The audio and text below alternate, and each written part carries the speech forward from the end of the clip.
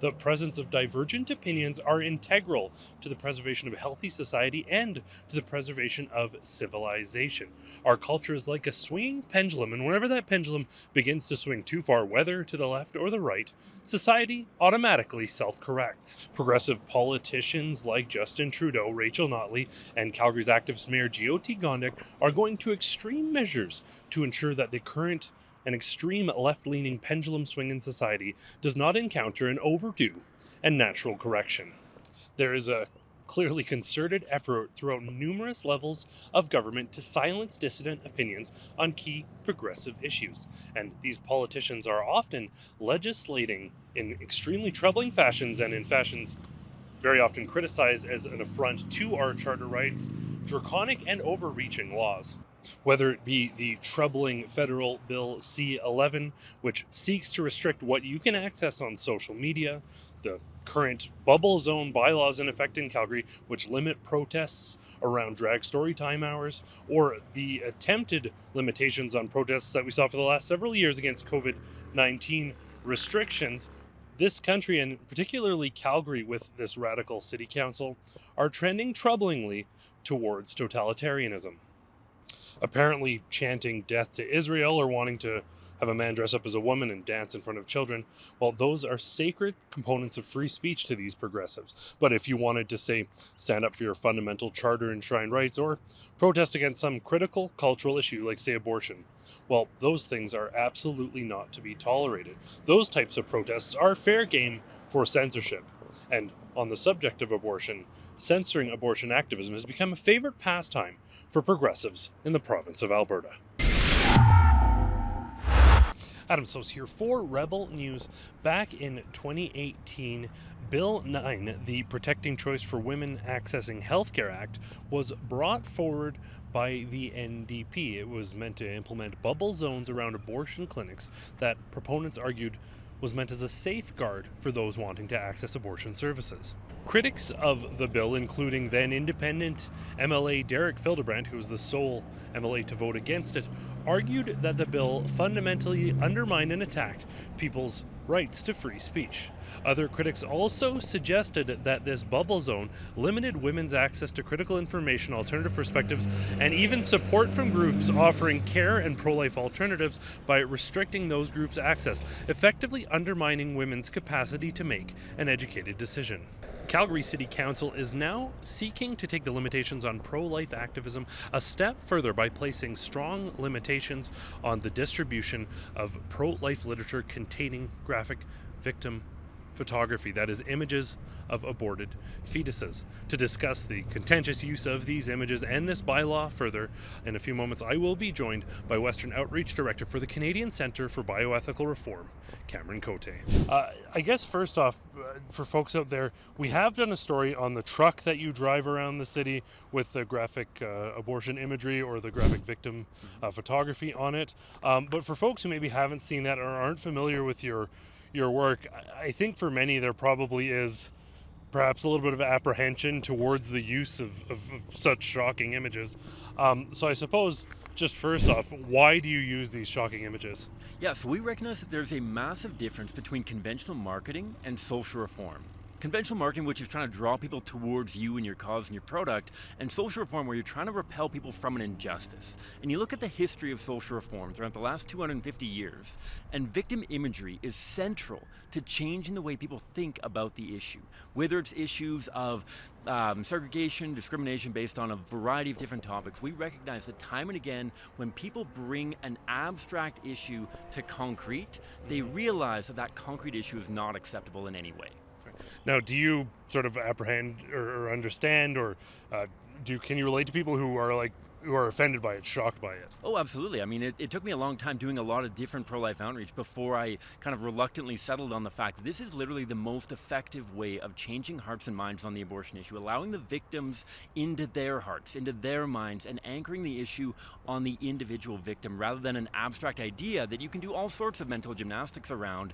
If it's anchored on the victim themselves, then it changes the way people view it. And it's no longer a matter of how do we get this mother out of this crisis situation, but rather, can we solve problems by killing innocent humans? So on that note, focusing on the mother a little bit, one of the common sort of rebuttals to this is, what about mothers who have encountered abortion, experienced abortion, or miscarriage, for example? What do you say to those people who are concerned on that front? Yeah, so certainly my heart goes out to them, and I've had the opportunity to speak with hundreds of mothers who have chosen abortion in their own lives, and hundreds more who have experienced miscarriage. My heart absolutely goes out to them. You know, we have to recognize that there's a huge number of people who have multiple abortions and who influence other people to have abortions. And in speaking with a lot of people who are post-abortive, we've also recognized that there's a tremendous amount of healing that often goes into recognizing this for what it is and allowing them to grieve this appropriately and begin that journey of hope and healing after abortion. And so, again, we are future focused though. We are recognizing that the most important abortion that we have to have in mind is the abortion that's going to happen today and tomorrow and in the future. We want to connect post-abortive mothers and fathers with hope and healing resources that's featured on all of the literature that we put out, including our truck. And also, we want to help connect people with the resources they need to navigate whatever challenges they're facing with their current pregnancies or future pregnancies, rather than thinking that we can solve these problems by killing an innocent human. Now, is this imagery actually effective? I mean, lots of the sentiment you get is that it just makes people angry, but it's not changing minds. Is there any sort of evidence that it does change minds? Yeah, so again, to go back to what I said earlier about the difference between marketing and social reform, again, I recognize that there probably aren't a whole lot of people lining up to become my best friend because they know that I'm the one facilitating this, but we conducted third-party polling. Got a polling company and a third-party statistician to process that polling. What they found was that 67.3% of people were willing to admit that they felt more negatively about abortion after viewing an abortion victim than they had before. They may not have changed their mind entirely, but they're thinking more negatively about abortion. And when we're having conversations with people featuring images, whether a street corner display, whether one of our postcards that we're sharing with people on a doorstep, we're finding that 25% of the people that we talk to and have meaningful conversations with who support abortion at the beginning of the conversation, 25% of those people become fully pro-life by the end of the conversation. 29% more become significantly more pro-life by the end of that conversation as well. Less than half of the people who support abortion at the beginning of one of our conversations featuring abortion victim photography remain that way by the end. Now, turning to this new focus, the City Council's attempt to basically limit your capacity to do these mail-outs. I want to get into in a second, but one thing that strikes me is that within society you can see lewd books being distributed in schools, drag queen shows, pride parades, whatever it may be, but there's lewd content that most people would deem inappropriate. That's all fine. It seems that nothing in the world is taboo except discussion of abortion. Why do you think that is? I think there's a lot of factors that contribute towards it, and this was something that was cited by a number of city council members trying to liken abortion victim photography to pornography.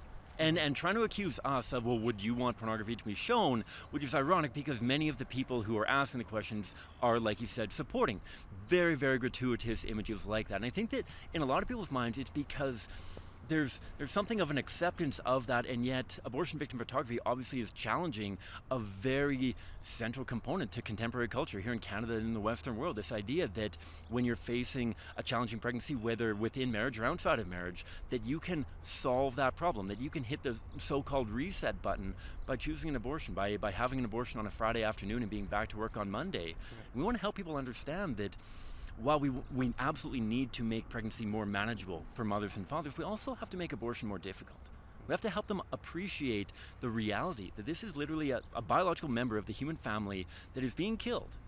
For whatever reason they might be attributing towards their abortion decision, that we have to have better solutions to challenging problems than killing a preborn child. Now, whether we're going back to 2018 and talking about the Bill 9 bubble zone, or we're talking about this new bylaw, you'll often hear, well, this debate is settled, whether it's from Justin Trudeau or provincially, whatever. Why are they implementing so many laws and restricting the conversation if it's already settled? Well, I think that they're obviously looking at the growth of our team. That since I joined the organization 10 years ago, we've gone from 5 or 6 people working in a single office to over 30 people working full-time year-round in 5 offices across Canada, plus an additional 50 or 60 university interns coming to join us every summer. They're recognizing that we are building momentum. They're recognizing that people are getting involved because they're seeing that this works, that this isn't a settled issue, and that they can actually change hearts and minds on the abortion issue if they continue to engage people courageously and charitably in the public square, whether on a doorstep, on a street corner, through one of our other outreach projects. So what are the details of this new bylaw? Yeah, so the bylaw is seeking to require our messaging, our pamphlets, to go inside of an opaque envelope that has a written warning and a sealed kind of component to it with a return address on it as well, or a identification of the sender.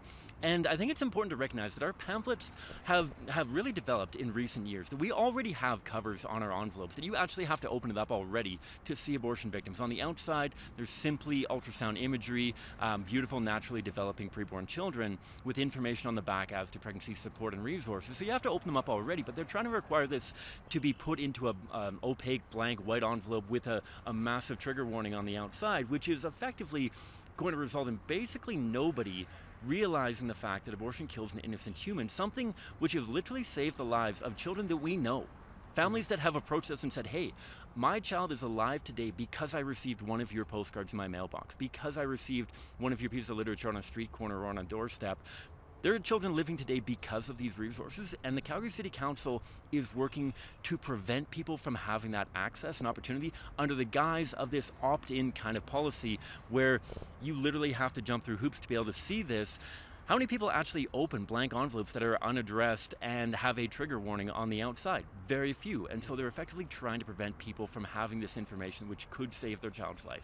And so just to confirm, you're saying that the way you've designed them, one of the concerns you often hear is a child innocently grabbing the mail might see something that could make them uncomfortable. You're saying the way you have them designed, it's unlikely that they'd accidentally access those images? We absolutely mitigate that as much as possible. We know that tragically there are some small children who will see, but of the approximately 100,000 postcards that we delivered in Calgary last year, we received phone calls on less than 5,000 of them, and less than 25% of the phone calls we received even cited any kind of child in the home at any point, whether it's receiving the postcard from the mailbox or having it left in a recycling bin or on a counter or something like that. We know there's a very small chance that happens because of the lengths that our team already goes to make sure that it's the homeowner or a responsible adult who is receiving this postcard in the first place. Now, if this was a sort of standalone thing, you might believe we're just making sure people don't see this unwittingly. But it does seem to be a step, whether we're talking about Bill C-11 or whether we're talking about, like we mentioned, the bubble zones,